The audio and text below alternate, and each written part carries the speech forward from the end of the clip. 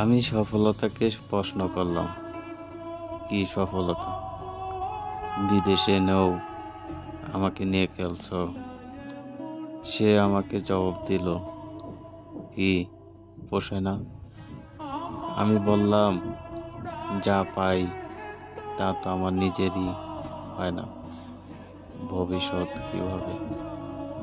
সে প্রতি উত্তরে বলল, তাহলে রাস্তা মাপ।